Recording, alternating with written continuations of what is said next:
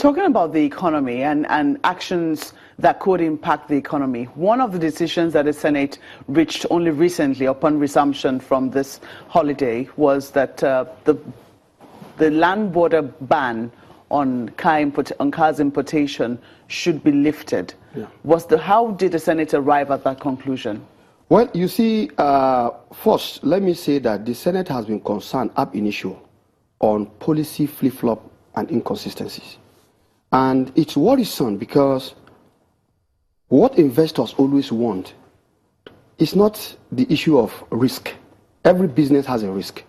But they want to have what they call some certainty in the environment in terms of, oh, this is the policy direction, and this policy direction will go on for this number of years. And if we are going to change it, we are going to do X, Z, Y to change it so that they are guided. Now, suddenly, we see a decision saying the land borders should be closed. The major activity in our land borders is the importation of vehicles. And whether we like it or not, it is that, activity. If you look at the value chain of vehicle importation in Nigeria, and if you are familiar with most of the borders and the activities that take place there, I think you will come to agree with me that taking that kind of decision right now, when the Nigerian economy is already in a recession and we are battling to take the economy out of recession, to me is not the best answer. And the excuse is given that there is evasion of payment of, what do they call it, duties by importers. The question to ask is, what are the Nigerian customs doing? They are the ones who are actually having, I'm from Nibusa.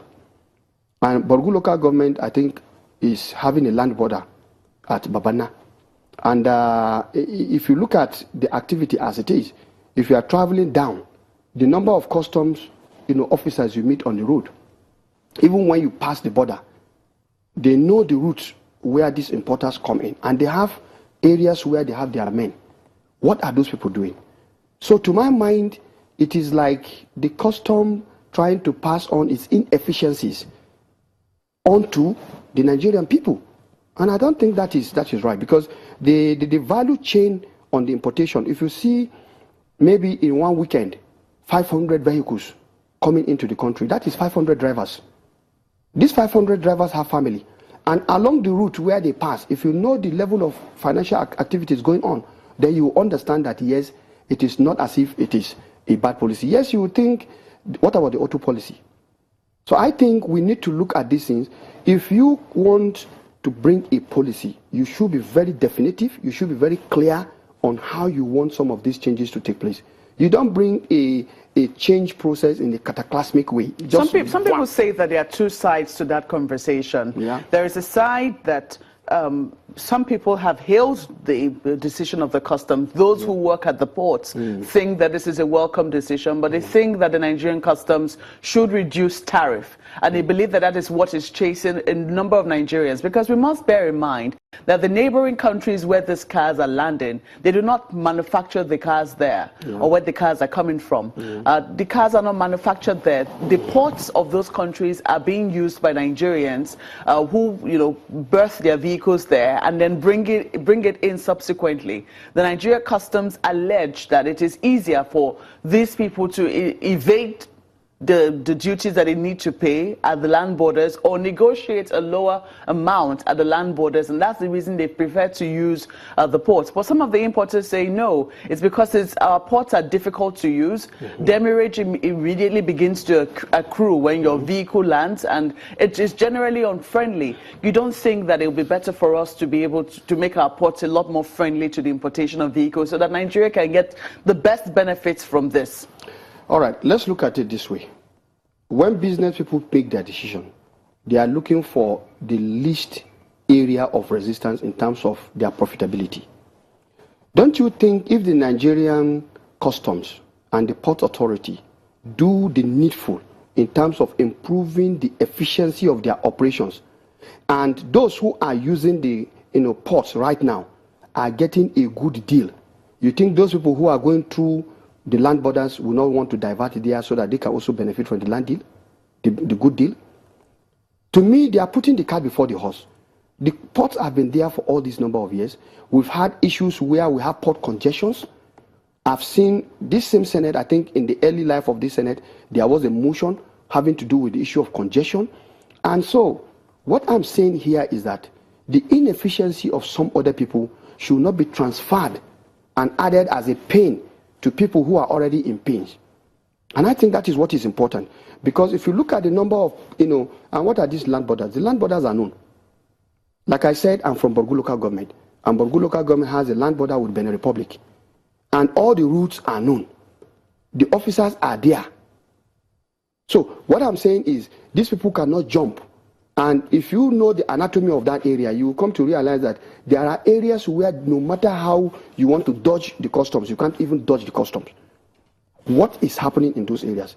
So I think, to me, the customs have more explanations to do in terms of telling us what the inefficiency is all about. Have you heard from them?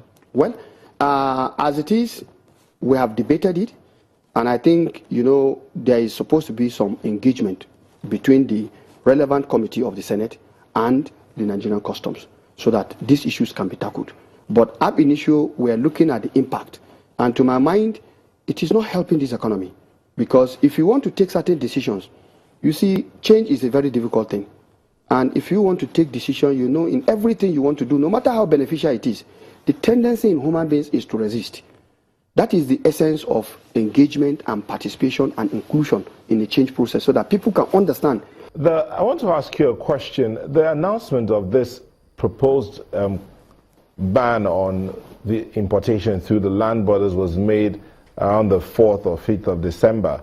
But the Senate did not respond or react to this until after the implementation. Why did it take so long? Because I know you didn't go on recess immediately after the announcement.